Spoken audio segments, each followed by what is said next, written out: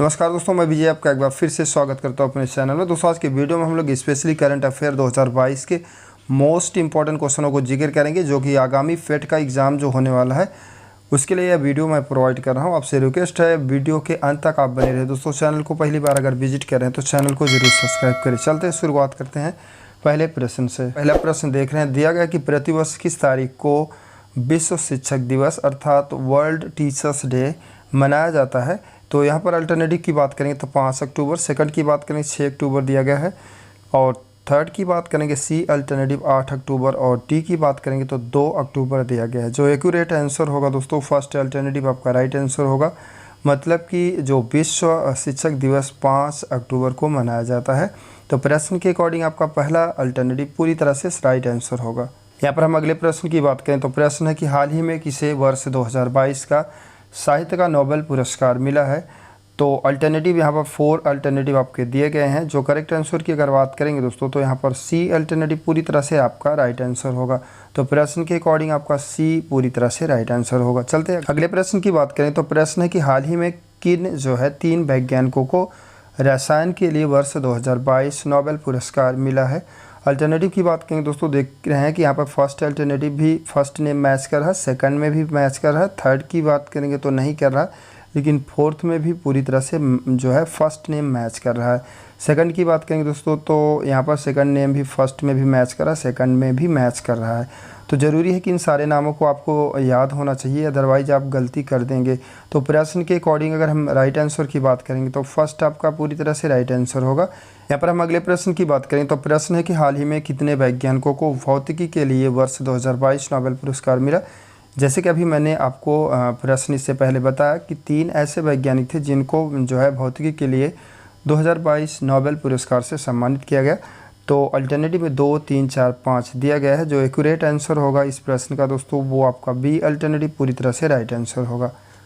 यहाँ पर हम अगले प्रश्न की बात करें तो प्रश्न है कि 2022 के स्वच्छता सर्वेक्षण में कौन लगातार भारत का 6वीं बार सबसे स्वच्छ शहर बना है। तो मोस्ट इंपॉर्टेंट क्वेश्चन है। पहले अल्टरनेटिव की बात करें तो लखनऊ, सेकंड की बात करें तो सूरत दिया गया है, इंदौर, सी अल्टरनेटिव, डी की बात करें तो पणजी दिया गया है। जो आपका प्रश्न के अकॉर्डिंग राइट आंसर होगा दोस्तों सी अल्टरनेटिव आपका पूरी तरह से राइट आंसर होगा। मतलब 2022 के सर्वेक्षण जो है, जब स्वच्छता सर्वेक्षण हुआ तो उनमें लगातार 6वीं बार स्वच्छ शहर की कैटेगरी में इंदौर अपना आता है। तो मतलब प्रश्न के अकॉर्डिंग आपका सी पूरी तरह से राइट आंसर होगा। यहाँ पर हम अगले प्रश्न की बात करें तो प्रश्न है कि प्रतिवर्ष किस व्यक्ति के जन्मदिन पर दुनिया भर में अंतर्राष्ट्रीय अहिंसा दिवस मनाया जाता है। फर्स्ट अल्टरनेटिव की बात करें तो यहाँ पर नेल्सन मंडेला दिया गया है, सेकंड की बात करें तो पॉल वॉटसन दिया गया है। इस तरह से सी, डी की बात करेंगे महात्मा गांधी दिया गया है। जो आपका एक्यूरेट आंसर होगा प्रश्न के अकॉर्डिंग डी अल्टरनेटिव आपका राइट आंसर होगा। मतलब कि प्रति वर्ष महात्मा गांधी के जन्मदिन पर दुनिया भर में अंतर्राष्ट्रीय स्तर की अहिंसा दिवस मनाया जाता है। मतलब राष्ट्रीय नहीं, अंतर्राष्ट्रीय स्तर का अहिंसा दिवस मनाया जाता है। तो प्रश्न के अकॉर्डिंग आपका जो आंसर होगा दोस्तों डी अल्टरनेटिव आपका पूरी तरह से राइट आंसर होगा। यहाँ पर हम अगले प्रश्न की बात करें तो प्रश्न है कि कौन व्यक्ति हाल ही में केंद्रीय रिजर्व पुलिस बल अर्थात सीआरपीएफ के नए महानिदेशक बने हैं दोस्तों। तो अल्टरनेटिव की अगर बात करें तो फर्स्ट में सुजय लाल थाउसेन आपका जो दिया गया है पूरी तरह से फर्स्ट अल्टरनेटिव ही प्रश्न के अकॉर्डिंग आपका पहला ही विकल्प पूरी तरह से राइट आंसर होगा। यहाँ पर हम अगले प्रश्न की बात करें तो प्रश्न रिपीट हुआ है, सीआरपीएफ के महानिदेशक जो है कौन 2022 के नियुक्त किए गए हैं। तो जैसे कि मैंने अभी आपको बताया कि यहाँ पर डी अल्टरनेटिव भी आपका पूरी तरह से राइट आंसर होगा। यहाँ पर अगले प्रश्न की बात करें तो प्रश्न है कि भारत के दूसरे प्रमुख रक्षा अध्यक्ष यहाँ पर दिया गया है CDM कौन बने हैं। तो अल्टरनेटिव के अकॉर्डिंग की बात करें तो मनोज पांडे पहला अल्टरनेटिव, दूसरे की बात करें विवेक राम चौधरी दिया गया है, और सी अल्टरनेटिव अनिल चौहान दिया गया है दोस्तों। डी की बात करेंगे तो जो है राजनाथ सिंह दिया गया है। जो एक्चुअल में करेक्ट आंसर होगा आपका सी अल्टरनेटिव पूरी तरह से राइट आंसर होगा। यहाँ पर अगले प्रश्न की बात करें तो स्टार्टिंग में यहाँ पर कुछ कट हुआ है जो कि आपका यहाँ पर 68 होना चाहिए। 68वें राष्ट्रीय जो है फिल्म पुरस्कार 2022 में सर्वश्रेष्ठ फीचर फिल्म का पुरस्कार किसने जीता दोस्तों। तो अल्टरनेटिव के अकॉर्डिंग बात करेंगे तो सी आपका राइट आंसर होगा। यहाँ पर अगले प्रश्न की बात करें तो प्रश्न है कि कर्मचारी राज्य बीमा निगम का मुख्यालय कहाँ पर है।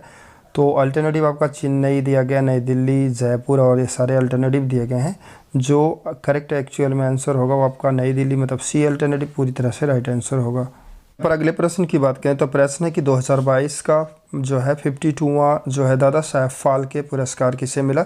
तो अल्टरनेटिव की बात करेंगे तो देविका रानी फर्स्ट अल्टरनेटिव दिया गया है, रजनीकांत सेकंड दिया गया है और सी अल्टरनेटिव की बात करेंगे आशा पारेख आपका दिया गया है। तो जो एक्चुअल में करेक्ट आंसर होगा दोस्तों आपका सी अल्टरनेटिव पूरी तरह से राइट आंसर होगा। यहाँ पर अगले प्रश्न की बात करें तो प्रश्न है कि 100 दिन की शहरी रोजगार गारंटी योजना किस राज्य ने शुरू की है। तो अल्टरनेटिव गुजरात दिया है, सेकंड की बात करेंगे उत्तर प्रदेश और सी अल्टरनेटिव राजस्थान और डी की बात करेंगे तो मध्य प्रदेश।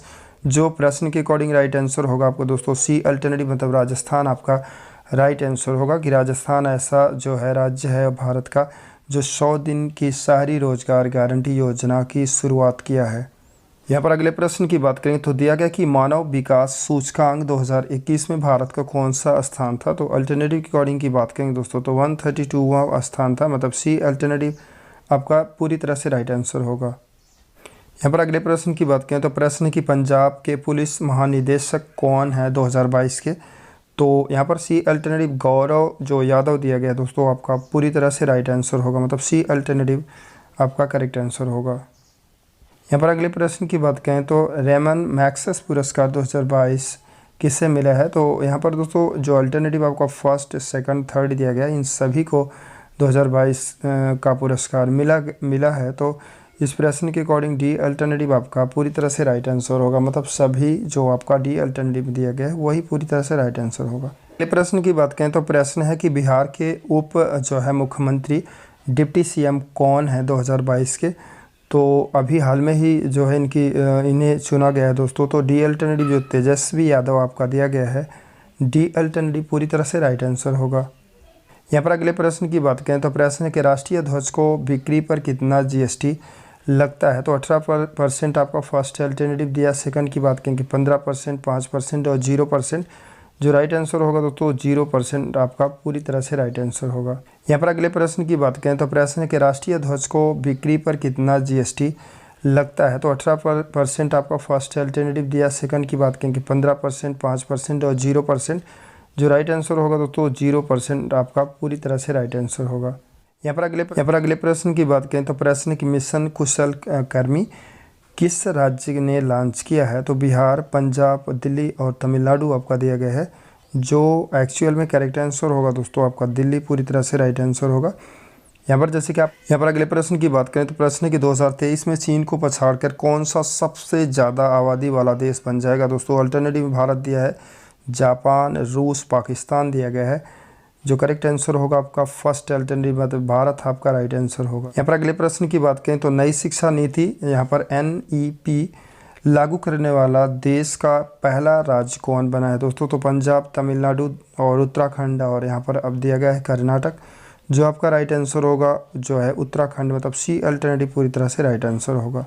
अगले प्रश्न की बात करें तो प्रश्न है कि भारत की पहली जो है भारत गौरव की है। तो अल्टरनेटिव यहाँ पर श्री राम यात्रा दिया है, श्री रामायण यात्रा और महाभारत यात्रा दिया गया है। जो आपका राइट आंसर होगा सी अल्टरनेटिव आपका पूरी तरह से राइट आंसर होगा। अगले प्रश्न की बात करें तो प्रश्न है कि भारत का सबसे बड़ा तैरता हुआ सौर ऊर्जा संयंत्र किस राज्य में है। कर्नाटक फर्स्ट अल्टरनेटिव, सेकंड की बात करें बिहार, पंजाब जो है और यहाँ पर तेलंगाना दिया गया है। जो आपका राइट आंसर होगा डी अल्टरनेटिव पूरी तरह से राइट आंसर होगा। अगले प्रश्न की बात करें तो मोस्ट इंपॉर्टेंट क्वेश्चन यहाँ पर दिया कि नारी को नमन योजना किस राज्य ने महिलाओं के लिए शुरू की है। तो अल्टरनेटिव हिमाचल प्रदेश और बी की बात करेंगे झारखंड दिया गया, तमिलनाडु, डी की बात करें असम दिया गया। जो आपका राइट आंसर होगा फर्स्ट अल्टरनेटिव पूरी तरह से राइट आंसर होगा, हिमाचल प्रदेश आपका पूरी तरह से करेक्ट आंसर होगा।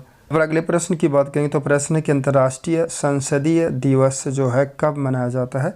तो 12 मार्च आपका फर्स्ट अल्टरनेटिव दिया गया, 30 जून और 10 अप्रैल दिया गया और 20 अगस्त दिया गया है। जो आपका एक्यूरेट आंसर होगा वो 30 जून मतलब कि बी अल्टरनेटिव पूरी तरह से राइट आंसर होगा। दोस्तों बस इस वीडियो में मैंने 25 इंपॉर्टेंट करंट अफेयर के क्वेश्चन को जिक्र किया। बाकी के प्रश्न को हम अगले पार्ट में लेके आएंगे। वीडियो अच्छा लगे तो आप दोस्तों के साथ शेयर करें। मिलते हैं अगले वीडियो में। Thank you for watching this.